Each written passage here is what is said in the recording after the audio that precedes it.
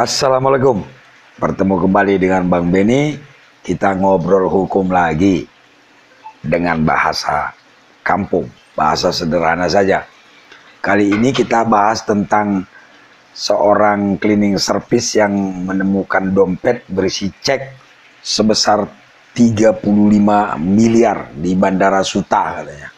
Lalu si cleaning service ini mengembalikan uang tersebut ke atasannya, lalu kembalikanlah ke pemiliknya, katanya pengusaha dari Jambi. Lalu banyak bertanya, bang, kok bodoh sekali dia mengembalikan uang cek 35 miliar, nggak pengen kaya? Ya, ada yang bertanya begitu. Lalu ada juga yang berpendapat itu adalah perempuan cleaning service itu adalah hatinya sangat mulia, mengembalikan barang yang bukan miliknya. Banyaklah komennya. Nah, kita ingin membahasnya secara hukumnya, namun saya juga mengapresiasi ya teman kita, saudara kita yang mengembalikan cek sebesar 35M itu. Itu artinya memang hatinya mulia ya. Itu yang pertama. Namun kalau secara hukum kita membahas ya teman-teman, kenapa sih tidak diambil aja ya? Kenapa sih nggak dicairkan aja sendiri, kan bisa jadi kaya gitu.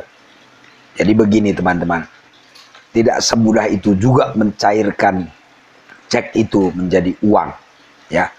Tentang cek ini teman-teman diatur di Kitab Undang-Undang Hukum Dagang dan juga diperjelas oleh surat edaran dari Bank Indonesia. Secara garis besarnya bahwa ada banyak macam cek itu ya teman-teman. Ada cek yang ditulis nama si penerimanya di sana. Misalnya cek itu ditujukan ke Beni. Nah, berarti yang bisa mencairkan cek itu adalah si Beni. Nah, pertanyaannya apakah cek itu cek yang seperti itu? Atau biasa disebut cek atas nama. Apakah ada orang yang ditujukan untuk bisa mencairkan cek itu? Kalau misalnya ceknya seperti itu, berarti selain daripada yang ditujukan kepada orang yang disebut namanya tadi, tidak bisalah mencairkan cek itu kan. Jadi nggak ada gunanya juga dipegang sama orang lain. Yang kedua, ada cek yang kebalikan dari cek atas nama tadi, namanya cek unjuk. Itu cek yang siapapun boleh mencairkan. Pemegang cek itu bisa mencairkan. Apakah itu cek yang ditemukan seperti itu? Kita juga nggak tahu ya. Kalau misalnya cek itu cek unjuk, artinya siapapun boleh mencairkan. Orang bank pun tidak sembarangan juga mencairkan uang sebesar 35 miliar. Pasti dia akan minta identitas si pencair dan lain sebagainya. Artinya akan ketahuan siapa yang mencairkan cek itu. Nah, kemudian ada cek mundur. Cek ini dicairkan waktunya mundur, ditentukan tanggalnya. Tidak bisa pada hari itu misalnya. Nah, kalau misalnya itu terjadi, nah misalnya kalau cek seperti itu, kalau kehilangan cek, sudah pasti diblokir kan, sudah pasti dilaporkan ke bank bahwa ceknya hilang. Nggak bisa juga dicairkan. Jadi nggak segampang itu teman-teman. Intinya tidak gampang juga kita mencairkan cek itu. Kalau kita menemukan cek, tidak gampang kita mencairkannya. Kalaupun bisa, pasti ketahuan kan siapa yang mencairkannya.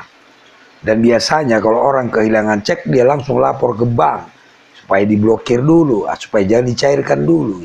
Jadi tidak segampang itu. Nah, kalau misalnya terjadi seperti itu, bisa dicairkan misalnya kan, udah pasti kan dicari juga sama pelaku kan, udah bisa melanggar hukum jadinya karena mengambil yang bukan haknya. Paham ya teman-teman ya? Jadi kita sudah tahu bahwa memang kita patut mengapresiasi kebaikan atau mulianya hati si cleaning service.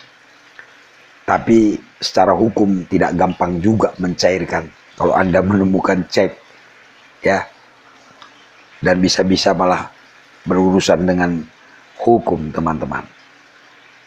Lalu pertanyaannya lagi, bang, apakah pantas si penemu cek itu untuk mendapat hadiah, ya sangat pantas, ya kan. Kalau saya sendiri misalnya dompet saya hilang lalu ada yang menemukan mengembalikan, saya pasti berterima kasih sekali. Begitu ya. Mudah-mudahan pembahasan singkat ini bertambah wawasan kita. Tetap bersama Bang Beni, kita belajar hukum dengan bahasa kampung. Assalamualaikum. Mejuah-juah kita kerina.